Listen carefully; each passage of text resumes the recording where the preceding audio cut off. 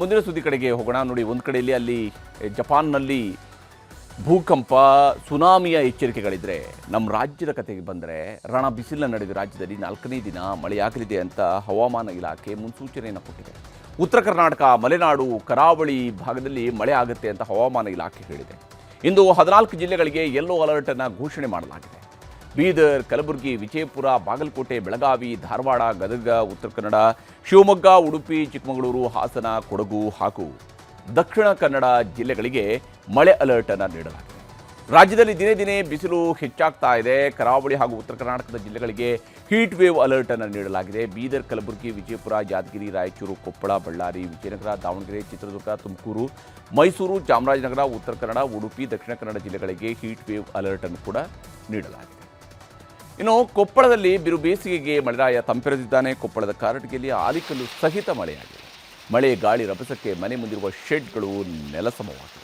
ಅಲ್ಲಲ್ಲಿ ವಿದ್ಯುತ್ ಕಂಬಗಳು ಮುರಿದು ಬಿದ್ದು ಅವಘಡ ಸಂಭವಿಸಿದೆ. ಹಾಗೆಯೇ ಕಲಬುರಗಿ ಜಿಲ್ಲೆಯಾದ್ಯಂತ ಗುಡುಗು ಸಿಡಿಲು ಸಹಿತ ಭಾರೀ ಮಳೆಯಾಗಿದೆ.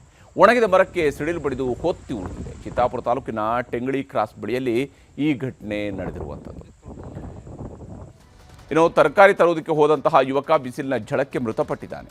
ಬೀದರ್ ಜಿಲ್ಲೆಯ ಕಮಲನಗರ ಪಟ್ಟಣದ ಡಿಗ್ಗಿ ರೋಡ್ ಬಳಿ ಈ ಘಟನೆ ನಡೆದಿದೆ.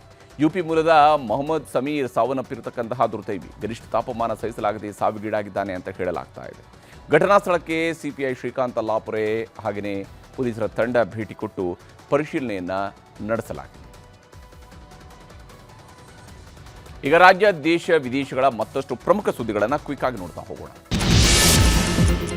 ರಾಜಸ್ಥಾನದ ಬಲ್ತೋರಾದಲ್ಲಿ ನಾಳೆ ಪ್ರಧಾನಿ ಮೋದಿ ಉದ್ಘಾಟಿಸಬೇಕಿದ್ದ HPCL ಇಂಧನ ಸಂಸ್ಕರಣಾ ಘಟಕಕ್ಕೆ ಬೆಂಕಿ ಬಿದ್ದಿದೆ. ಪೆಟ್ರೋಕೆಮಿಕಲ್ ಸಂಸ್ಕರಣಾ ಘಟಕ ದಗದಗನೆ ಹೊತ್ತಿ ಉರಿದಿದೆ. ಈ ಘಟನೆಯನ್ನು HPCL ಹಾಗೂ ರಾಜಸ್ಥಾನ ಸರ್ಕಾರ ಜಂಟಿಯಾಗಿ 79,459 ಕೋಟಿ ರೂಪಾಯಿಗಳ ವೆಚ್ಚದಲ್ಲಿ ನಿರ್ಮಾಣ ಮಾಡಿತ್ತು. ಇದೀಗ ಉದ್ಘಾಟನಾ ಕಾರ್ಯಕ್ರಮ ಮುಂದೂಡಿಕೆಯಾಗಿದೆ.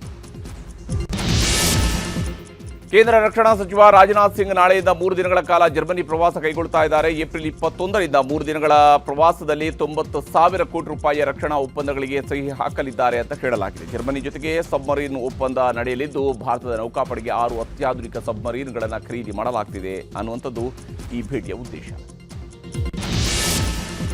ಬೆಂಗಳೂರಿಗೆ ಪ್ರಧಾನಿ ಮೋದಿಯವರು ಭೇಟಿ ವೇಳೆ ಒಂದು ಫೋಟೋ ವೈರಲ್ ಆಗಿತ್ತು. ಅದು ಸಿಎಂ ಸಿದ್ದರಾಮಯ್ಯನವರ ಕಿವಿಯಲ್ಲಿ ಮೋದಿಯವರು ಗುಟ್ಟು ಹೇಳ್ತಾ ಇರುವಂತಹ ಚಿತ್ರ ಆಗಿತ್ತು. ಈ ಬಗ್ಗೆ ಭಾರಿ ಚರ್ಚೆ ಕೂಡ ನಡೆದಿತ್ತು. ಇದೀಗ ಸಿಎಂ ಪ್ರತಿಕ್ರಿಯೆಯನ್ನು ನೀಡಿದ್ದು, ಗುಟ್ಟಾಗೇನು ಮಾತಾಡಿಲ್ಲ, ಮಹಿಳಾ ಮೀಸಲಾತಿ ಬಗ್ಗೆ ಅಭಿಪ್ರಾಯ ಕೇಳಿದ್ರು, ನಾನು ಮಹಿಳಾ ಮೀಸಲಾತಿಯ ಪರ ಅಂತ ಹೇಳಿದೆ ಅಷ್ಟೇ ಅಂತ ಹೇಳಿದ್ದಾರೆ. ಸಿಎಂ ಸಿದ್ದರಾಮಯ್ಯ ನಾಳೆ ಚಾಮರಾಜನಗರ ಜಿಲ್ಲಾ ಪ್ರವಾಸ ಕೈಗೊಂಡಿದ್ದಾರೆ. ಗುಂಡ್ಲುಪೇಟೆಯಲ್ಲಿ 475 ಕೋಟಿ ರೂಪಾಯಿಗಳ ವೆಚ್ಚದಲ್ಲಿ 110 ಕೆರೆಗಳಿಗೆ ನೀರು ತುಂಬಿಸುವ ಯೋಜನೆಗೆ ಸಿಎಂ ಸಿದ್ದರಾಮಯ್ಯ ಶಂಕುಸ್ಥಾಪನೆ ನೆರವೇರಿಸಲಿದ್ದಾರೆ. ಆ ಬಳಿಕ ಆಕ್ಸಿಜನ್ ದುರಂತದಲ್ಲಿ ಸಂತ್ರಸ್ತರಿಗೆ ಸರ್ಕಾರಿ ಉದ್ಯೋಗ ನೇಮಕಾತಿ ಪತ್ರವನ್ನು ವಿತರಿಸಲಿದ್ದಾರೆ. ದಾವಣಗೆರೆ ದಂಗಲ್ ವಿಚಾರವಾಗಿ ಶಿಸ್ತು ಕ್ರಮ, ಕಾಂಗ್ರೆಸ್ಗೆ ಮುಳುವಾಗುವುದನ್ನು ತಪ್ಪಿಸುವ ಪ್ರಯತ್ನ ನಡೆದಿದೆ. ಸಚಿವ ಜಮೀರ್ ಮೇಲೆ ಮುಸ್ಲಿಂ ಮುಖಂಡರು ಬೇಸರ ವ್ಯಕ್ತಪಡಿಸಿದ್ದು, ಜಮೀರ್ ಜೆಡಿಎಸ್ಗೆ ಹೋದರೆ ಕಾಂಗ್ರೆಸ್ಗೆ ಏನೂ ಆಗುವುದಿಲ್ಲ, ಇವರು ಹೋದರೆ ಇನ್ನೊಬ್ಬ ಲೀಡರ್ ಹುಟ್ಟುಕೊಳ್ತಾರೆ ಅಂತ ಅಲ್ಪಸಂಖ್ಯಾತ ಪದಾಧಿಕಾರಿಗಳು ಟಾಂಗ್ ಕೊಟ್ಟಿದ್ದಾರೆ. ದೆಹಲಿಯ ಲಿಕ್ಕರ್ ಪಾಲಿಸಿ ಕೇಸ್ನಲ್ಲಿ ಅರವಿಂದ್ ಕೇಜ್ರಿವಾಲ್ ಪಕ್ಷಪಾತಿ ಆರೋಪ ಮಾಡಿದ್ದರು. ವಿಚಾರಣೆ ವೇಳೆ ನ್ಯಾಯಮೂರ್ತಿ ಸ್ವರ್ಣಕಾಂತ್ ಶರ್ಮಾ ವಿಚಾರಣೆಯಿಂದ ಹಿಂದೆ ಸರಿಯಲು ನಿರಾಕರಿಸಿದ್ದಾರೆ. ಓರ್ವ ರಾಜಕಾರಣಿ ಗಡಿ ದಾಟಲು ಅವಕಾಶ ಕೊಡುವುದಿಲ್ಲ ಹಾಗೂ ನ್ಯಾಯಾಂಗದ ಸಾಮರ್ಥ್ಯ ನಿರ್ಣಯಿಸಲು ಸಾಧ್ಯವಿಲ್ಲ ಅಂತ ಹೇಳಿದ್ದಾರೆ.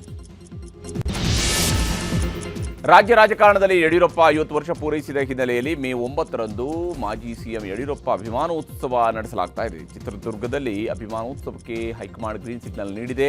ಕಾರ್ಯಕ್ರಮಕ್ಕೆ ಕೇಂದ್ರ ಗೃಹ ಸಚಿವ ಅಮಿತ್ ಶಾ ಕೂಡ ಆಗಮಿಸಲಿದ್ದಾರೆ. ಛತ್ತೀಸ್ಗಢದ ಜಶ್ಪುರ್ ಪ್ರದೇಶದಲ್ಲಿ ಪ್ರೈವೇಟ್ ಫ್ಲೈಟ್ ಅಪಘಾತಕ್ಕೆ ಈಡಾಗಿ 2 ಸಾವಿಗೀಡಾಗಿದ್ದಾರೆ. ಈ ದೃಶ್ಯ 30 ಅಡಿ ಎತ್ತರದಲ್ಲಿ ಹಾರಾಟ ನಡೆಸಿದ ಏರ್ ಆಂಬ್ಯುಲೆನ್ಸ್ ಪತನವಾಗಿದೆ ಅಂತ ಹೇಳಲಾಗಿತ್ತು. ಆದರೆ ಈ ದುರ್ಘಟನೆಯನ್ನು ಸಿವಿಲ್ ಏವಿಯೇಷನ್ ಸಚಿವಾಲಯ ನಿರಾಕರಿಸಿದೆ. ನಿನ್ನೆ ಮಧ್ಯಾಹ್ನ 2 ಗಂಟೆಗೆ ಹೈದರಾಬಾದ್ನಿಂದ ಹುಬ್ಬಳ್ಳಿಗೆ ಹೊರಟ ವಿಮಾನ ಸಂಜೆ 4:30ಕ್ಕೆ ಹುಬ್ಬಳ್ಳಿಯಲ್ಲಿ ಲ್ಯಾಂಡ್ ಆಗಬೇಕಾಗಿತ್ತು. ಆದರೆ ಹುಬ್ಬಳ್ಳಿ ವಿಮಾನ ನಿಲ್ದಾಣಕ್ಕೆ ಬರ್ತಾ ಇದ್ದಂತೆ ಬಿರುಗಾಳಿ ಜೋರಾಗಿತ್ತು. ವಿಮಾನ ಲ್ಯಾಂಡಿಂಗ್ ಮಾಡೋದಕ್ಕೆ ಸಾಧ್ಯ ಆಗಿರಲಿಲ್ಲ. 3 ಗಂಟೆ ಆಗಸದಲ್ಲೇ ಸುತ್ತು ಹಾಕಿದರೂ ಸಾಧ್ಯವಾಗಿಲ್ಲ. ಕೊನೆಗೆ ವಿಮಾನವನ್ನು ಬೆಂಗಳೂರಿಗೆ ತಂದು ಇಳಿಸಲಾಗಿತ್ತು. ಜಮ್ಮು ಕಾಶ್ಮೀರದ ಉಧಂಪುರದಲ್ಲಿ ಭೀಕರ ಬಸ್ ಅಪಘಾತ ನಡೆದಿದೆ. ಉಧಂಪುರದ ಕನೋಟ್ನಲ್ಲಿ ಬಸ್ ಪಲ್ಟಿಯಾಗಿ ಬರೋಬ್ಬರಿ 21 ಮಂದಿ ಸಾವಿಗೀಡಾಗಿದ್ದಾರೆ. 37 ಜನರು ಗಾಯಗೊಂಡಿದ್ದಾರೆ. ಸ್ಥಳಕ್ಕೆ ಭೇಟಿ ನೀಡಿರುವ ಪೊಲೀಸರು ಗಾಯಾಳುಗಳನ್ನು ರಕ್ಷಿಸಿ ಸ್ಥಳೀಯ ಆಸ್ಪತ್ರೆಗೆ ದಾಖಲಿಸಿದ್ದಾರೆ. ಪ್ರಯಾಗ್ರಾಜ್ ಕುಂಭಮೇಳದಲ್ಲಿ ಭಾರಿ ವೈರಲ್ ಆಗಿದ್ದ ಯುವತಿ ಮೊನಾಲಿಸಾ ಉತ್ತರ ಪ್ರದೇಶದ ಮುಸ್ಲಿಂ ಯುವಕನನ್ನ ಮದುವೆಯಾಗಿದ್ರು. ಇದೀಗ ಮೊನಾಲಿಸಾ ತಂದೆ ಲವ್ ಜಿಹಾದ್ಗೆ ನನ್ನ ಮಗಳು ಬಲಿಯಾಗಿದ್ದಾಳೆ ಎಂದು ಆರೋಪ ಮಾಡಿದ್ದಾರೆ. ಮಧ್ಯಪ್ರದೇಶದ ಪೊಲೀಸರು ತನಿಖೆಗಾಗಿ ಕೇರಳಕ್ಕೆ ಆಗಮಿಸ್ತಾ ಇದ್ದಾರೆ. ಲೋಕಸಭೆಯಲ್ಲಿ ಮಹಿಳಾ ಮೀಸಲಾತಿ ಮಸೂದೆಗೆ ಕಾಂಗ್ರೆಸ್ ವಿರೋಧ ಖಂಡಿಸಿ ಕೋಲಾರದಲ್ಲಿ ಬಿಜೆಪಿ ಕಾರ್ಯಕರ್ತರು ಪ್ರತಿಭಟನೆ ನಡೆಸಿದ್ದಾರೆ. ಇತ್ತ ಕಾಂಗ್ರೆಸ್ ಮಹಿಳಾ ನಾಯಕರು ಬಿಜೆಪಿ ವಿರುದ್ಧ ಆಕ್ರೋಶವನ್ನು ಹೊರಹಾಕಿದ್ದಾರೆ. ಸೌಮ್ಯ ರೆಡ್ಡಿ ವಾಗ್ದಾಳಿ ನಡೆಸಿದ್ದು ತಮಿಳುನಾಡು ಪಶ್ಚಿಮ ಬಂಗಾಳ ಚುನಾವಣೆಗಾಗಿ ಅಪವಾದ ಹೊರಿಸ್ತಾ ಇದ್ದಾರೆ ಅಂತ ಹೇಳಿದ್ದಾರೆ. ಕೃಷಿ ಇಲಾಖೆಯಲ್ಲಿ ಖಾಲಿ ಇರುವ ಹುದ್ದೆಗಳಿಗೆ ಕೆಇಎ ಅರ್ಜಿ ಆಹ್ವಾನಿಸಿದೆ.